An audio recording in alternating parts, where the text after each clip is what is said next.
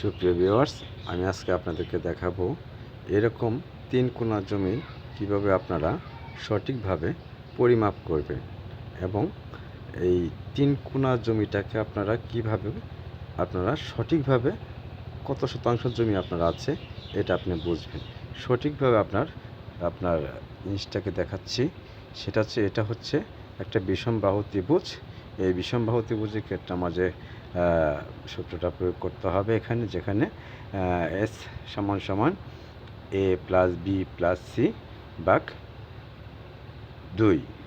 তাহলে এখানে আমি 3টা বাহুকে একটা নাম দিয়ে দিচ্ছি। এই বাহুটার নাম দিচ্ছি এ, এই বাহুটার নাম দিচ্ছি সি, বি, এটা হচ্ছে সি। তো এখানে যেহেতু আমার এ প্লাস বি প্লাস সি ভাগ 2 আছে, তাহলে সেক্ষেত্রে আমি এখানে দেখি এসের মান কত বের হয়। এখানে এ বাহু আছে 70 আর 90 আছে বি বাহু আর 40 আছে সি বাহু। তো সেক্ষেত্রে টোটাল আমার 3টা যোগ করলে যোগ আসতেছে, এটা আমি আগেই লিখে নিয়েছি হিসাব করে।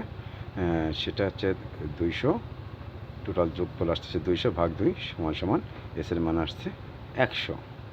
তো এখানে দেখা যাচ্ছে যে এই জিনিসটা আপনার রুট দেওয়ার পর আপনার এস দেবেন সমান সমান S minus A, S minus B, S minus C.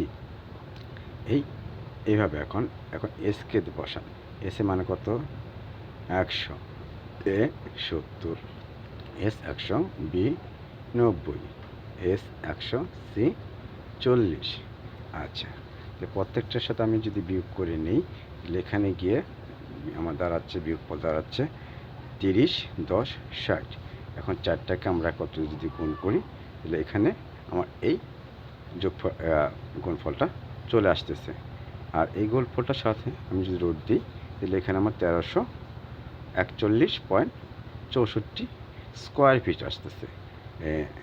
আর এই স্কোয়ার ফিটটাকে যেহেতু আমার শতাংশে রূপান্তরিত করতে হবে, সেক্ষেত্রে দেখা গেছে যে এখানে আমি আগে লিখে নিয়েছি যে আপনার 435.6 বর্গফুট সমান 1%, 720 বর্গফুট সমান 1 কাঠা। তাহলে যেহেতু আমি এখানে শতাংশে পরিণত করব, তাহলে এখানে দেখা যাচ্ছে 1341.64 ভাগ 435.6 বর্গফুট সমান সমান আমার আসতেছে 3.07%। তো এইভাবে আপনি সুন্দরভাবে এই ত্রিভুজ জমিগুলো, 3 কোণা জমিগুলো আপনার সঠিক পরিমাপ বের করতে পারবেন।